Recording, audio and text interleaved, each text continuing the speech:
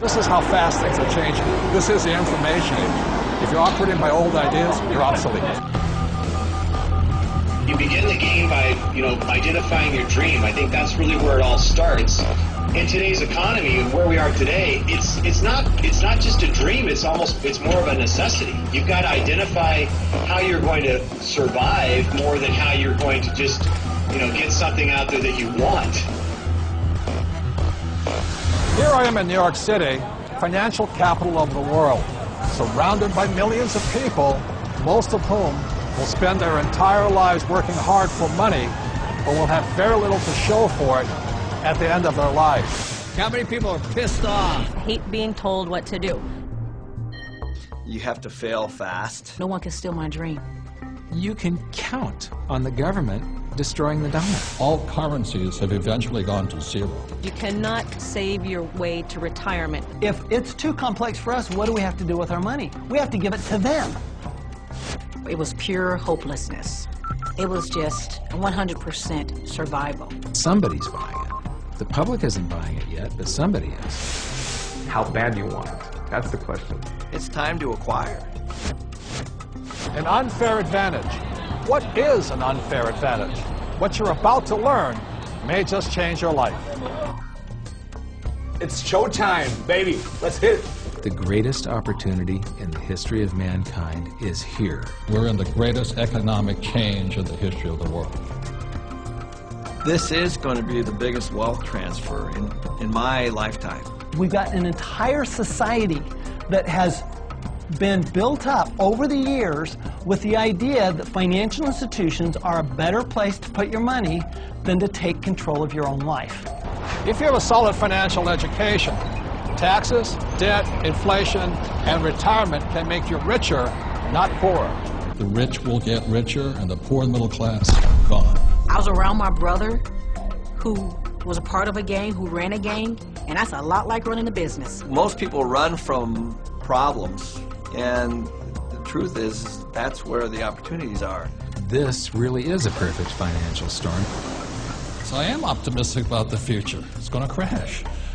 The next big economic boom will not be from the internet or China or India, but will be from empowering women. A big part of success is failing so many times that you learn and learn and learn your lessons.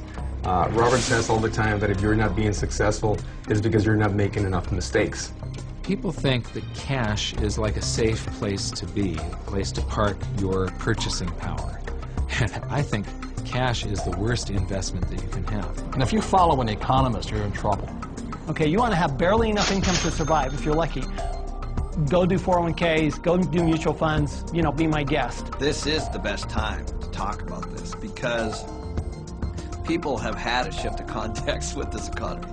To change your financial life often involves changing your mindset. It really is where it starts, is the attitude, it's the mindset, it's the decision that you're going to, take responsibility for your own financial life. Knowledge is money. Show business. When you think about show business, you always think about the show, right? Cameras and movie stars and makeup and glamour. But you never think about the business side of it because we don't have financial education. And I didn't learn that until 20 years down the road in my career. And now, I'm not only an expert in the show part of it, but I'm becoming an expert on the business side of it. Business is about production. We can produce our way out of any problem. I was probably age 8 when I started thinking about millions.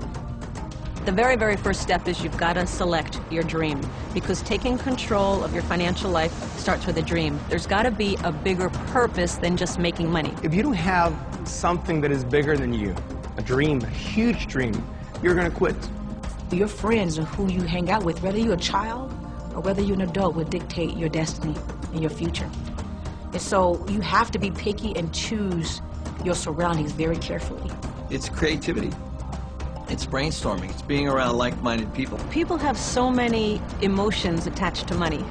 And it might be because of how their parents thought about money, or an experience they had around money that, they think it's evil, or they think rich people are bad people, and all of this stuff. But if you just break it down, money is just a tool to be used in this world. Everybody today uses money, like it or not. The absolutely fastest way to put money in your pocket is to reduce your taxes. Gold and silver have been the safe haven asset for every second of the last 5,000 years. My real estate that we own, you know, through depreciation wipes out most of our taxable income. You know, it just makes so much sense to me, you know, and it's so much easier. I went to war to fight for capitalism. I fought for the freedom for a person like me who had nothing to work hard, to use my brains, and to build a better life for myself and many other people.